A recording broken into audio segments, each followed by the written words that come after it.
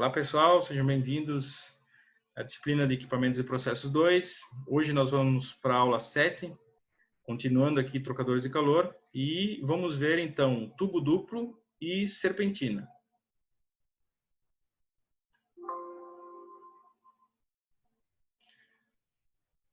Só para lembrarmos aqui, nós estamos no capítulo 3, nós vamos ver então esses dois equipamentos hoje. Vocês vão ver que eles são bem simples, por isso que nós podemos trabalhar eles dessa forma, né? Os dois em conjunto. E para a próxima aula, então, vai ficar os trocadores do tipo placas. Bem?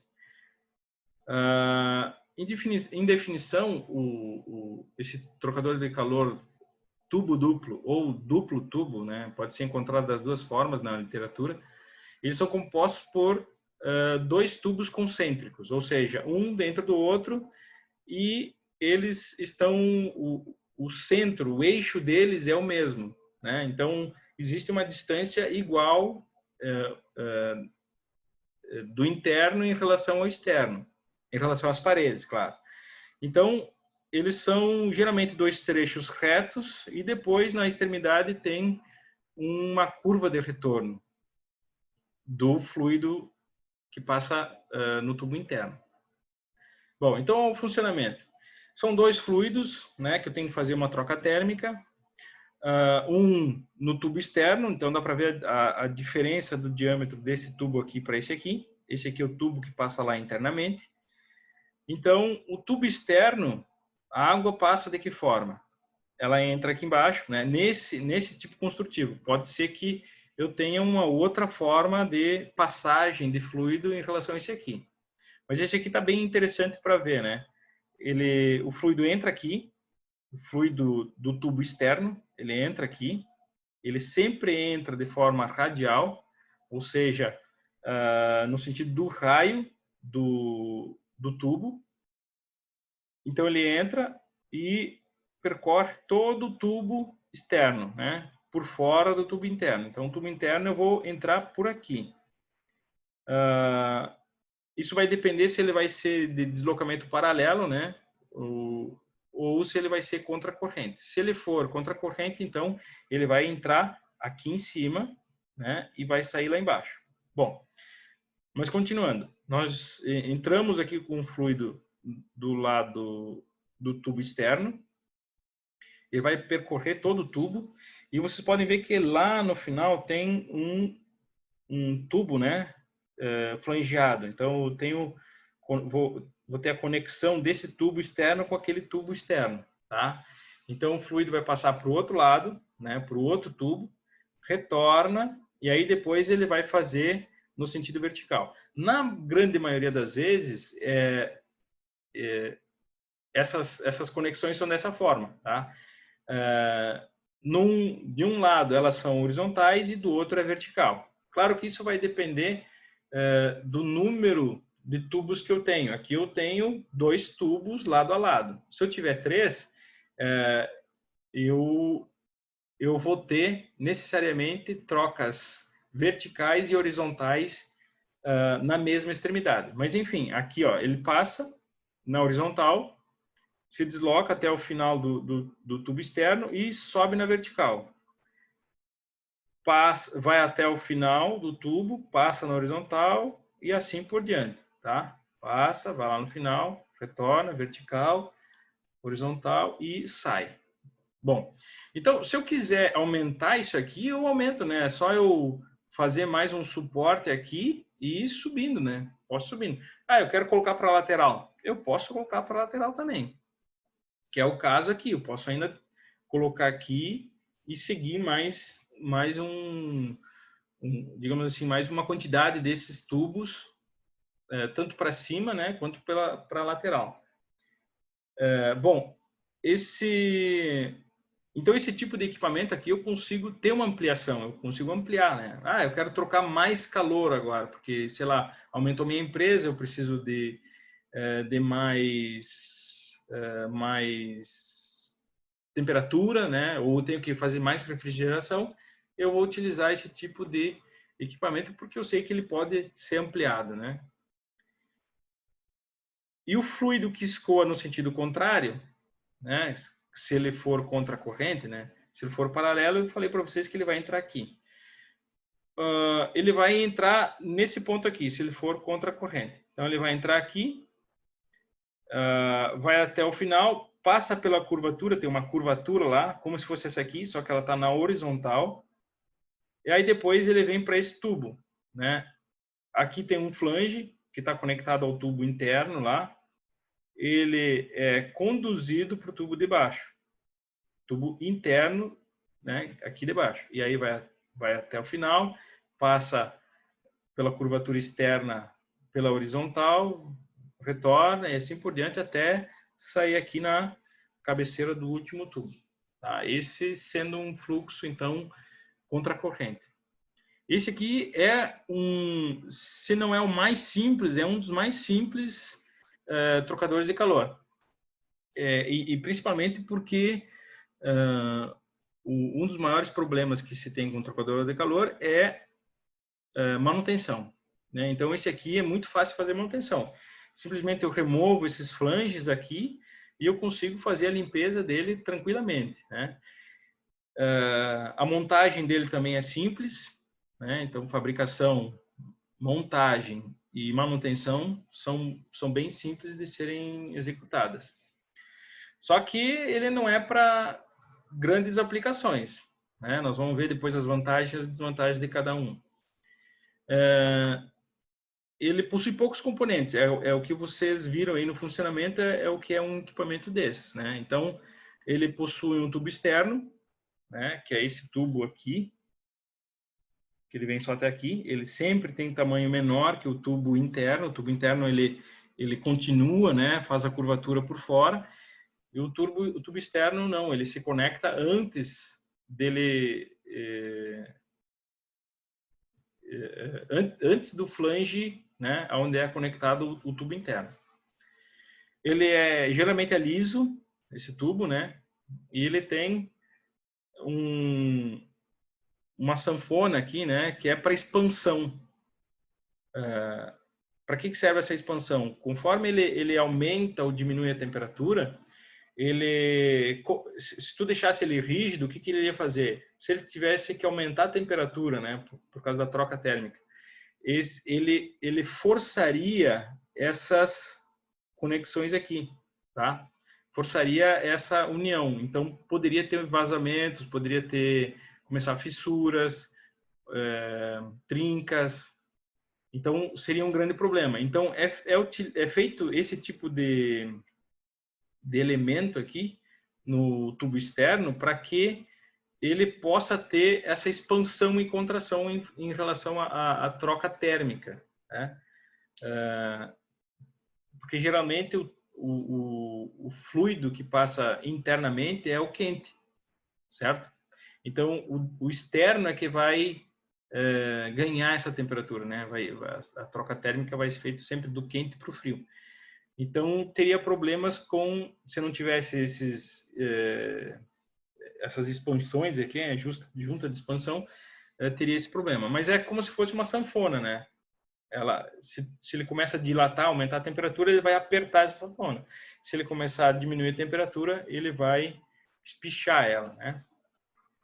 Bom, então, nesses tubos externos, tanto no tubo externo como no interno, eles têm esses bocais, né? Esses bocais que fazem, então, a interconexão com os tubos para fazer os diferentes passes. Então, aqui eu tenho um passe, né? Vocês estão vendo?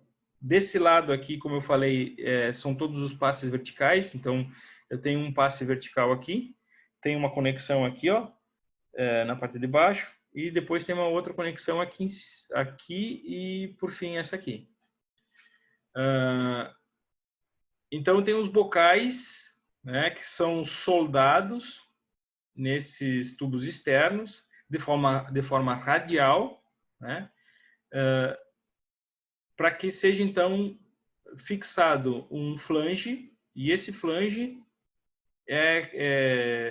com o uso de uma junta, né, de vedação, eu vou fazer a fixação com outro tubo que também tem um flange, tá? Então, para isso que servem esses bocais para intercomunicação desses tubos externos. Bom, mas os tubos internos também têm esse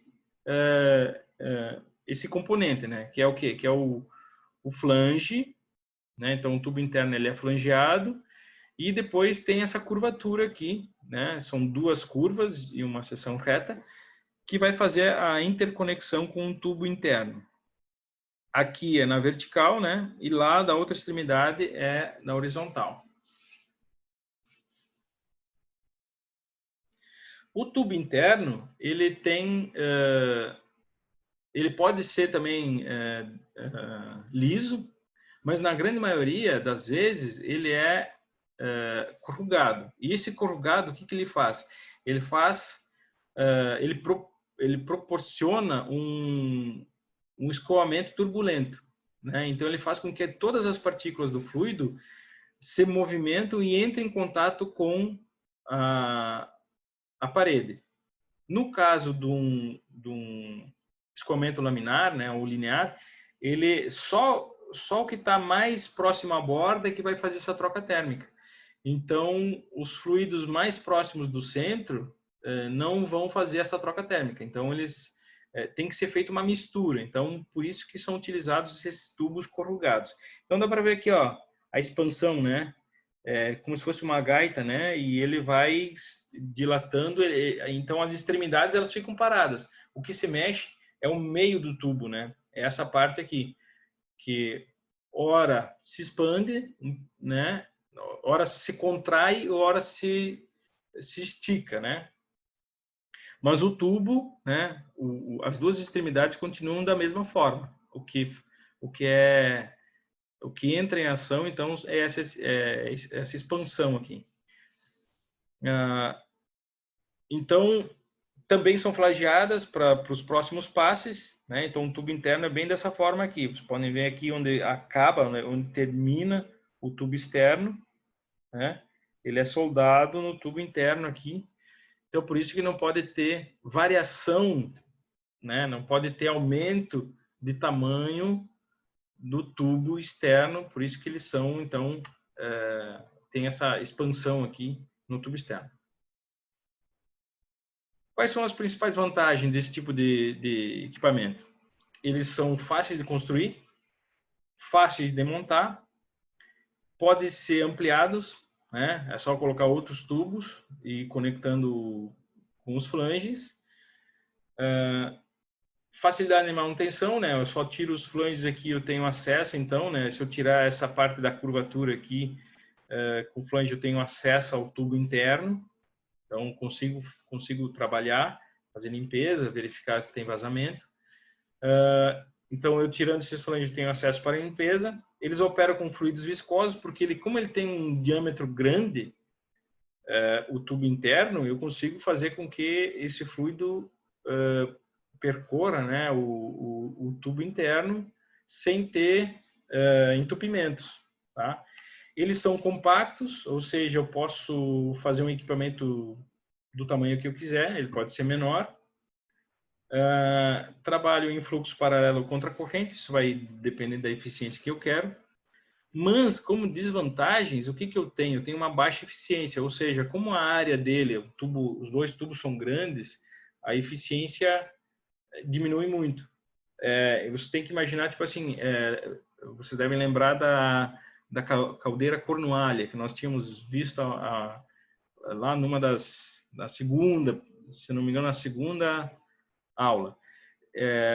A Cornualha, ela tinha uma área para troca térmica muito menor em relação às Lancaster, né? Porque ali começava a aumentar o número de tubos. E aí depois foi até para multitubular. Então, são equipamentos, os multitubulares são equipamentos mais compactos, né? Porque a eficiência deles aumentou, né?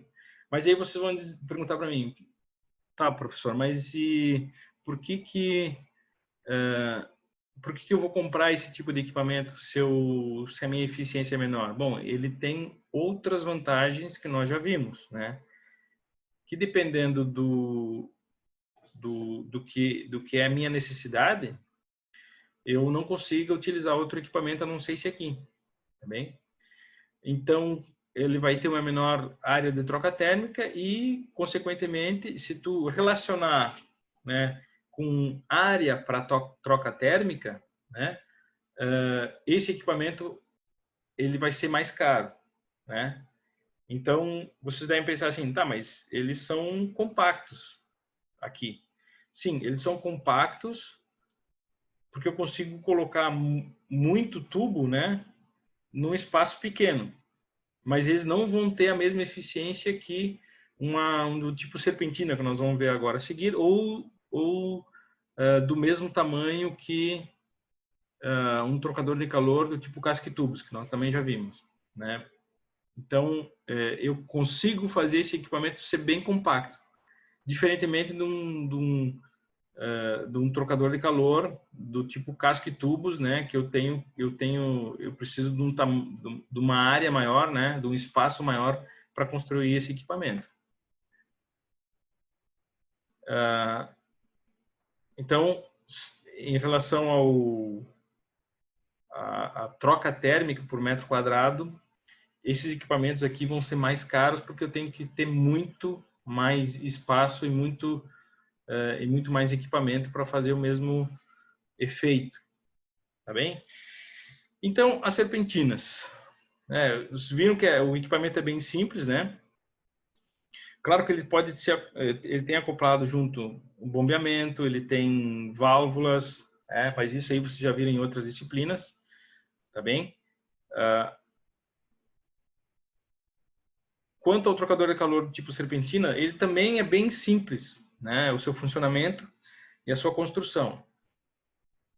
Ele consiste de um arranjo tubular de seção circular, que ele pode ter vários passes, né? Ele pode ter vários tubos e todos eles são para fazer uma troca térmica, né?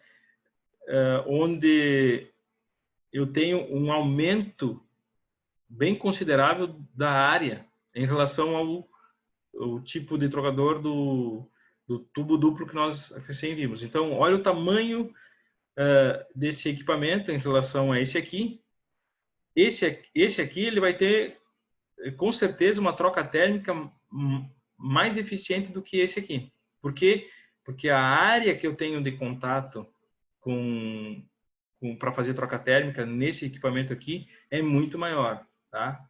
Então, por que ele tem o nome serpentina? Que vem, na verdade, a origem é de serpente, né? Porque a serpente também ela se enrola, né? Ela forma aquela tem uma forma geométrica, né? Que geralmente é em espiral, e não necessariamente eu preciso fazer com que ela seja em espiral. Aqui, na verdade, eu tenho o quê? Eu tenho uma entrada, né? Aqui que são conectados cinco tubos. Então, ó, primeiro entra aqui, vai lá, faz a volta, sobe novamente. Então, todo esse lado aqui eu tenho um tubo que entra e faz toda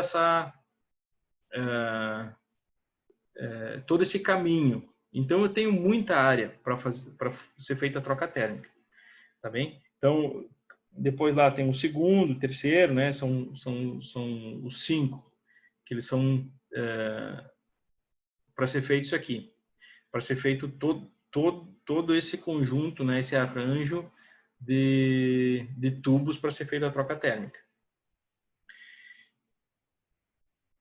E esse aqui não tem problema com expansão, né? Ele consegue ter esses aumentos e diminuição em relação à dilatação por causa da temperatura e como eles não têm essa fixação rígida como um duplo tubo, ele não tem problema com expansão e contração, tá? Ele consegue realizar esse tipo de movimento, né, sem nenhum problema. Bom, então notem que aqui eu tenho um tipo construtivo, né? Aqui eu já tenho outro tipo construtivo. Aqui eu tenho 3, né? Que são unidas, né? Dá para ver que são unidas aqui e são 3 espirais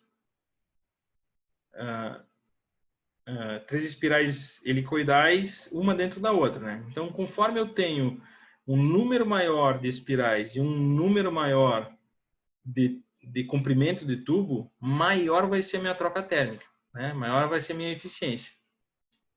E como é que ela funciona? Funciona simplesmente eu tenho uma carcaça externa onde eu tenho um fluido, né? E por dentro, né, introduzido dentro dessa carcaça, eu tenho então uma serpentina. Bom, mas nem sempre é assim, tá? Onde é que vocês vão encontrar um tipo que é bem diferente? Vocês vão encontrar nos equipamentos que possuem refrigeração na casa de vocês. Vocês vão ver na parte de trás da geladeira, vocês vão ver lá uma serpentina também, que é um tubo único que dá muitas voltas, né? Ele também é bem parecido com esse tipo construtivo aqui. E aí o gás passa aqui, né? O gás passa com uma temperatura elevada e ele troca a temperatura com o ar, né? Pode ter um ventilador ou pode ser de forma natural mesmo. O próprio movimento, né? Convectivo do ar ali na parte de trás da geladeira faz com que tenha essa troca térmica aqui. Claro que se tiver um ventilador seria mais eficiente, né? Mas aí teria que, claro, ter um gasto energético para fazer essa troca térmica. Bom, então essa serpentina, né, que é um tubo único aqui, ele possui muitas vantagens, né, em relação ao duplo tubo. A primeira delas é que elas são bem eficientes. Então, a eficiência, né, em troca térmica aqui, ela é muito melhor que o duplo tubo. Eles são versáteis, ou seja, eu consigo utilizar numa geladeira, né, na parte de trás de uma geladeira, né, consigo utilizar para fluidos viscosos, aliás, para fluidos em equipamentos maiores, né, como dá para ver aqui, para fazer maior troca térmica. Então, eu consigo tanto para equipamentos pequenos, né, como também para grandes equipamentos, como nós vimos aí. Eles podem ser compactos, né, bem fininhos, como o exemplo que eu dei da geladeira ou do ar-condicionado de vocês. Eles são de fácil fabricação, tá? Mas eles têm também algumas desvantagens. Ele não é adequado para fluidos viscosos, porque se vocês derem só uma olhadinha, vocês vão ver que se eu colocar um fluido viscoso ali dentro da serpentina, eu não vou conseguir limpar ele, né? Vai ser muito difícil de eu limpar e mesmo assim, depois de limpar, não vou saber se ele ficou necessariamente limpo, né? Porque como ele tem toda essa curvatura, vai ficar muito complicado eu ter que eu ter que fazer a inspeção, certo? Eles não podem ser ampliados, então são equipamentos que depois de projetados, fabricados, né? Eles não têm como ser feitas ampliações. Mas eu posso conectar um outro equipamento aqui na saída desse aqui. Bom, mas aí é outro equipamento, né? No caso do duplo tubo, na mesma estrutura eu consigo ampliar só uma partezinha, só mais um tubo, outro tubo, né? Aqui não, eu teria que colocar um outro equipamento que tivesse uma carcaça, que tivesse uma serpentina, né? Válvulas e tudo mais. É de difícil manutenção por causa do acesso, né? Então tu não consegue ter muito acesso, né? Principalmente em relação à limpeza. Se esse fluido externo aqui na carcaça ele é um pouco sujo, ele vai se acumulando aqui e aí para fazer a limpeza em torno dessa serpentina fica mais complicado, né?